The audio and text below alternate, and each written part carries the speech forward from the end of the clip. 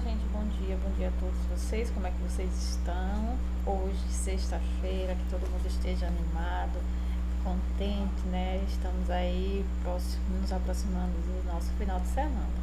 E hoje eu trago para vocês a nossa aula de ciências, para a gente dar uma adiantada no livro, porque como dia de sexta-feira eu estava dando sempre revisão semanal, né? E aí, semana passada, eu acredito que foi uma atividade, uma arte que eu fiz, né, em homenagem ao folclore. Então, a ciências ela está um pouquinho atrasada. E hoje eu vou dar, né, vou falar sobre os animais, a alimentação dos animais, onde vocês vão estar pegando o livro de vocês, vão estar abrindo na página 50. E eu vou estar lendo e vou estar explicando juntamente com vocês, ok? Então, aí vocês têm uma imagem de um coelho, de uma cobra e de um pássaro.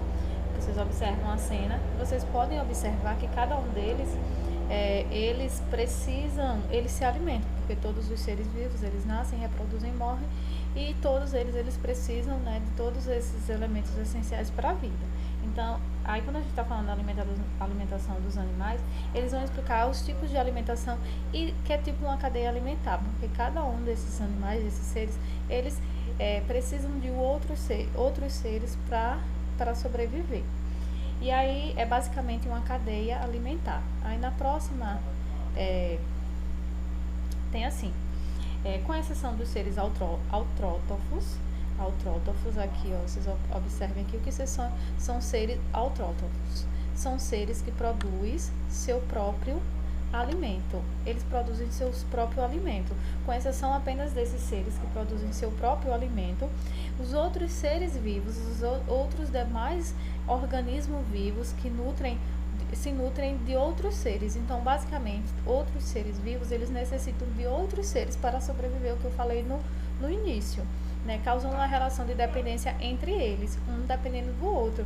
É uma cadeia, a gente chama isso de cadeia alimentar. Nós seres vivos, nós precisamos de outros seres para a nossa sobrevivência. Por exemplo, nós seres vivos, nós nos alimentamos de outros animais, de outros seres vivos para que a gente possa sobreviver. E esses outros animais que nós nos alimentamos, eles precisam de outros seres para que eles também sobrevivam. E aí vai ser uma relação de dependência entre um ser e outro ser. E aí essa relação alimentar existente entre os seres vivos na natureza, aí aqui eu estou me referindo aos animais da natureza, né? Na qual uns dependem do outro para sobreviver, nós chamamos de cadeia alimentar.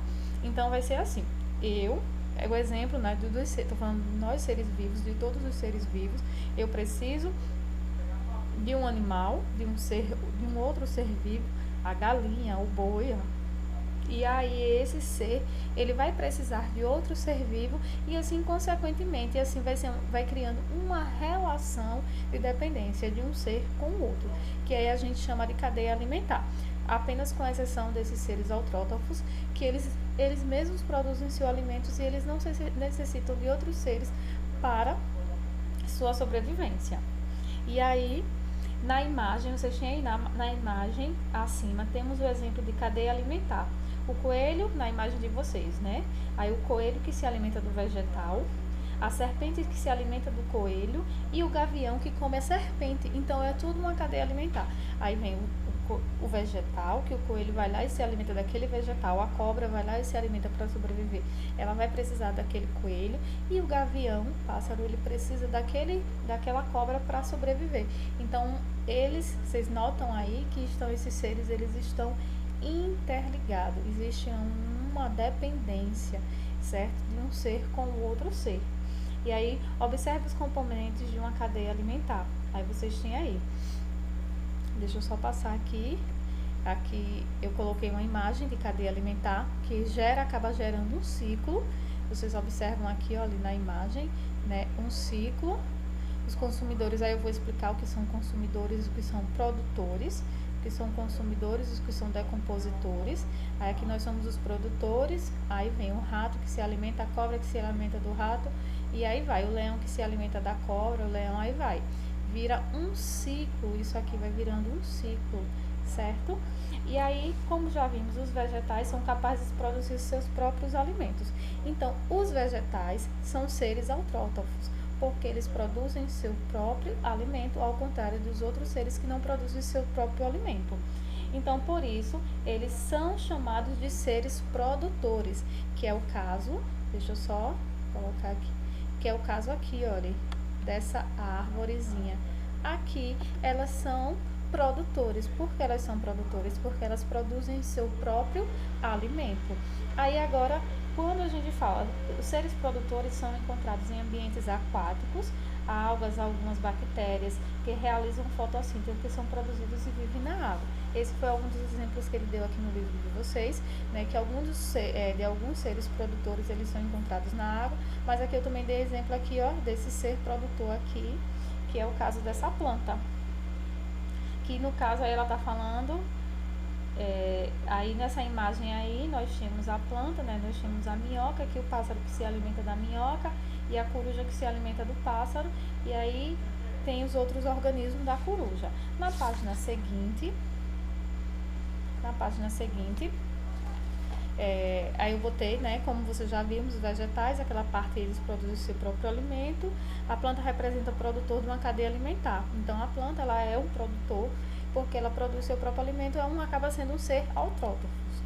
E aí, na seguinte, que eu vou colocar aqui, daqui a pouco eu volto à imagem anterior para mostrar o que são os seres consumidores. Os seres consumidores que se alimentam de plantas e de outros seres vivos, pois não produzem seu próprio alimento. Então, aqui não tem como o nome já diz, indica, são seres vivos que se alimentam de outros seres vivos para conseguirem energia e os nutrientes necessários para a sobrevivência. Os organismos consumidores são chamados, portanto, heterotróficos. Então, os consumidores, eles vão precisar de quê? De outros organismos, de outros seres. Eles não são capazes de produzir o seu próprio alimento, então eles vão precisar de outros seres para sobreviver, para seus nutrientes necessários à sobrevivência. Voltando aqui na imagem anterior,